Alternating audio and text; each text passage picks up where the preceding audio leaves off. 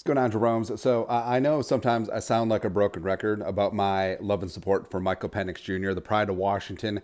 He a Husky, and pun intended, he's got that dog in him, right? But the whole thing about it is I just have an inkling. I just have a feeling. Now, I fully understand that the medicals are something that you cannot ignore, right? And even though he's been healthy for the last two seasons, did get dinged up a little bit in the national title game, but then again, so did Washington as a team, right? But most of his injury history occurred at Indiana. The two ACLs on the same knee, as well as the shoulder issue, but he's looked really damn good for the last 2 years. And frankly, should have been more in the Heisman race with Jaden Daniels last year, but I still think that there is a East Coast West Coast bias to a degree.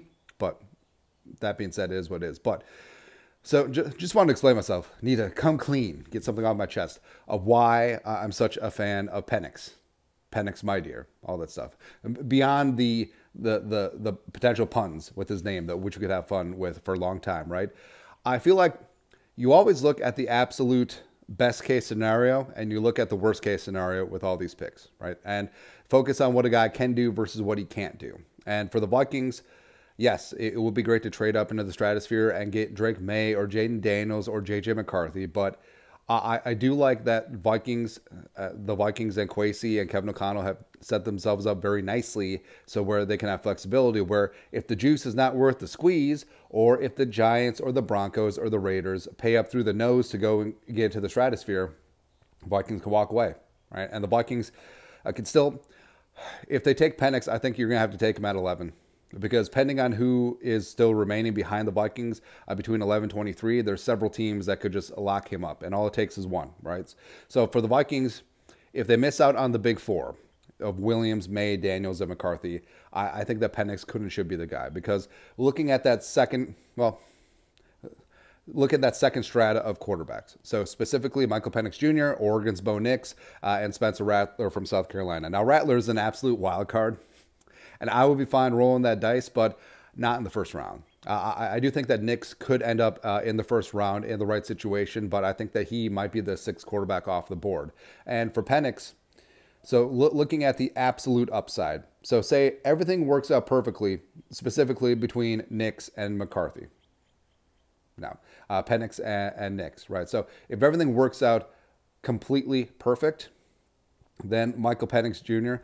All of a sudden becomes one of the best deep ball throwers in the National Football League. If he stays healthy, doesn't have those mitigating health concerns with his knee, which knee looked pretty damn good when he was vertical leaping 36.5 inches and running a 4.5 40 at his pro day. Looked pretty damn good. Also, the shoulders obviously look pretty good since he's been throwing over the last 2 years and at his pro day, right? So if everything works out, I think that specifically here with the Vikings, with Jefferson and Addison and Hawkinson and Darisaw and O'Neal and Aaron Jones and Kevin O'Connell and Josh McCown, that specifically the Vikings would have the most dangerous vertical passing game in the National Football League. I truly believe that. And sure, I mean, Penix wasn't really a running quarterback in college at Washington, but he was at Indiana. Now, does he have the mobility well, he does have mobility, but does he want to run like a Jaden Daniels or Drake May or McCarthy? No, I don't think that he does. Or even a Michael Pratt, I don't think he does either. But with Penix, if everything works out,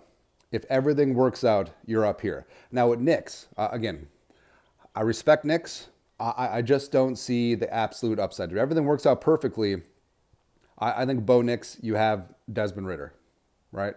And I think that he's a guy that can distribute. I think that he's a guy that can deal. I think that he's a guy that can play within the framework of the offense. But he was bottom 5 in college football last year in terms of average depth of target.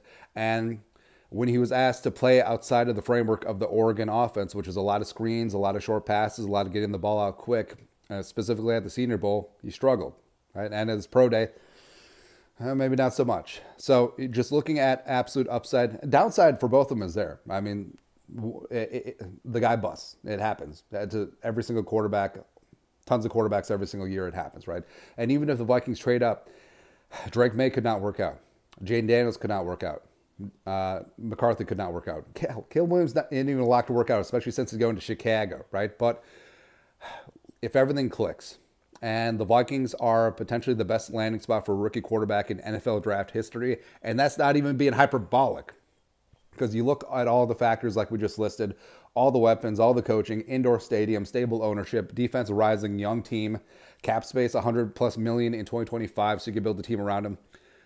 If everything works out perfectly, Penix is that dude. Penix is absolutely that dude, man. And yes, calling him Southpaw Sammy Bradford, Southpaw Stafford. I mean, it's certainly the comparisons are certainly there. Or left-handed Phillip Rivers, sure, but again, he stayed relatively healthy over the last 2 years of Washington, and that's the main gamble with him. And the whole thing about it is, too, if Penix was a true junior, if he was 21 years old and didn't have any health issues, he may be seen as the #1 pick. As crazy as that sounds, again, we're in fantasy world right now, but if Caleb Williams and Drake May were up there, Michael Penix Jr. would be up there too if he was 21 and if he was fully healthy, but he's not, so that's why he's in play potentially for the Vikings in the mid or late first round. So I do think that the juice is worth the squeeze, and I think at a certain point you do have to gamble. And if the Vikings decide to decline trading up into the top 4 or 5 for one of the big 4 quarterbacks, big 4 as it were, roll the dice with Penix, right? Especially in a spot where, I mean, Penix certainly could use some sitting and work on some mechanics and also work on some underneath touch, sure. But if he is ready to rock and roll, baby, I love that his pro day. He had the music on, he was just vibing, he was just rolling with his guys. Just like all the confidence in the world, and you need that as a quarterback. So that's why I'm standing up for Penix. Penix, my dear. I want other teams to have Penix envy. That other stuff. Anyways, you guys know what to do. Skull, no production value.